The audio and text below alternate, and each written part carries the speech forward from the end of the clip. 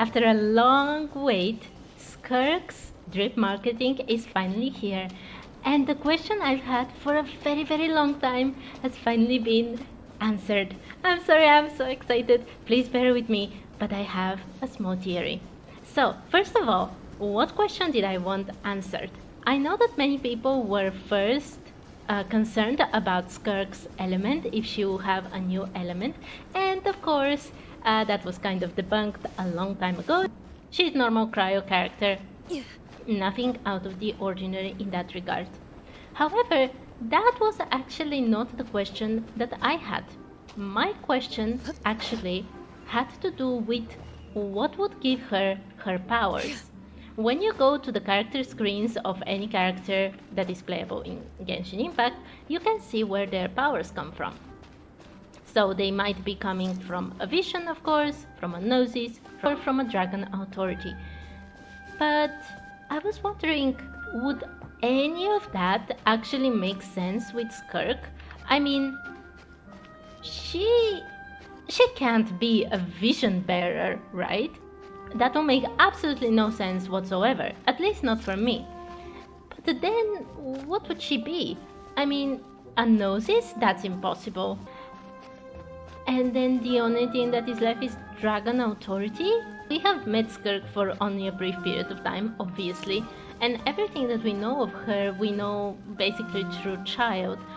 But she doesn't really strike me of a person who is hiding an inner dragon, let's say it like this. So I was very skeptical that she would have this kind of dragon authority like Novelette. And then I was like, then what? It has to be something new, right? It has to be. And it really is. It is something new, something called Seven-Shifting Serpent. I don't believe we have heard anything with that specific name. Correct me if I'm wrong, of course. I have not seen absolutely everything there is in the game, so I may have missed this name before. But as far as I know, there isn't something that says this with exactly these words.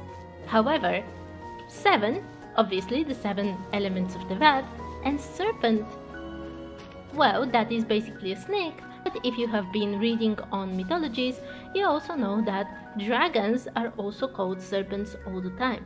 So her powers might be coming from some sort of a dragon.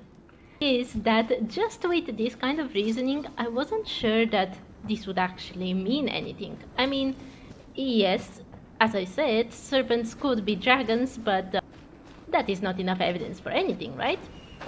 So I started searching. Are there any 7-headed dragons maybe? I know about 3-headed Lamias, for example, the ones from Slavic folklore, and I also know about 8-headed hydras from Genshin Impact itself, the ones that we hear about in the very beginning with Paimon. But 7-headed anything, or 7-related anything to begin with. So I started searching, and I did find something. There is apparently a 7-headed Naga. Now, Nagas are not exactly dragons, right? But they are serpentine-like. And if you have played the last world quests with the little one, please, spoilers here, if you have not, please don't watch this video anymore.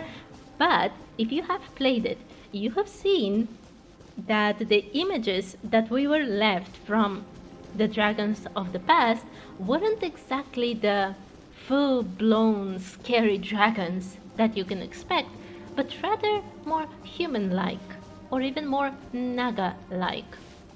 So Nagas, dragons, serpents, all of these will probably be all connected. So I was off to a good start, but I thought that's not enough. But then I saw something that definitely made me think, oh yes, that is enough. And that is that 7-headed Naga is actually associated with, guess what? The 7-colored rainbow. And what is that? The rainbow has always been associated with the 7 elements of the Vat. And I was like, yes, this is it. This has to be connected in some way. But it doesn't end there. Aside from being associated with the 7-colored rainbow, The seven-headed Hydra is also associated with 5 planets. And guess what? The sun and the moon. It's all coming together. And while I was looking at all that Naga lore, I actually found out that there is a way to look at all the dragons that we have seen in mythology as kind of connected. Different type of dragons or serpent-like creatures. At the bottom we can see the dragons from Europe, the ones that are savage, that a hero has to defeat, the ones that usually can't talk. Of course there are exceptions, but usually you think a dragon in Europe, savage, powerful, needs to be defeated. And then we have, on the second tier, spiritual dragons. And those spiritual dragons can have half-human forms. Now what does that remind us again? Oh yes, the dragons that we saw with the little one in the volcano in Natlan. But there is more. After the spiritual dragons, there are apparently divine Nagas. Now, divine Nagas are interesting not only because they also have some human features, but also because they apparently could travel to heaven. Then there are the supreme Nagas that are at the top of the hierarchy. Finally, if you are still not convinced that Nagas and serpents and dragons are connected and that they are different ranks, I have one final piece of evidence. Well, a two-part piece of evidence. First of all, in Chinese mythology, there is this idea that snakes can actually evolve into dragons. Now, I know that you probably know about the Japanese one, where a carp, a type of fish, evolves into a dragon. But in Chinese mythology, and also in some other East Asian mythologies, snakes themselves are the precursors to dragons. Or, in other words, a snake can eventually, after many years, evolve into a dragon. And the second part of the evidence, returning one last time to the Little One quest, the final one of it, in the Natlan volcano. It was all about evolving. The dragons themselves there had to evolve. And you have to remember that certain of the dragons there were actually slain by humans, the way that dragons in Europe were also slain by heroes, whether through strength or cunning. So they had to evolve, they had to move to another tier of being a dragon. But this is where I think my theory about this whole thing has to end. Skirk's powers do not come from a vision, obviously, or a gnosis, and they don't come from the normal dragon's authority that we have already seen, but they are probably related to dragons in some way, whether those be evolved dragons or dragons that have been maybe corrupted by the abyss, considering that she's from there. Maybe the evolving part is actually indeed through the abyss. So, I know that there are many other things in Skirk's drip marketing. Of course, we have our obligatory the abyss and the stars are basically the same thing, like opposite sides of a coin. We have other very cool things.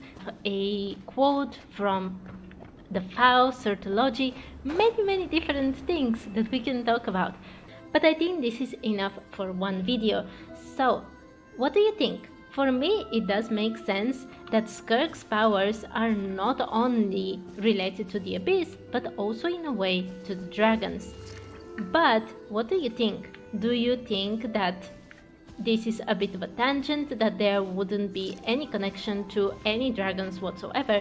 Or do you think that it goes even deeper to Nibelung himself? Also, do you think that we will get more lore for Changshang? She is the one snake that we definitely know about, and we do know that she was extremely powerful in her day, and that it was only recently, well, in terms of an immortal being, kind of recently, that she became less powerful And maybe she was a true dragon in the past that devolved back to a snake. There are so many things to consider, but please tell me what you think and see you next time.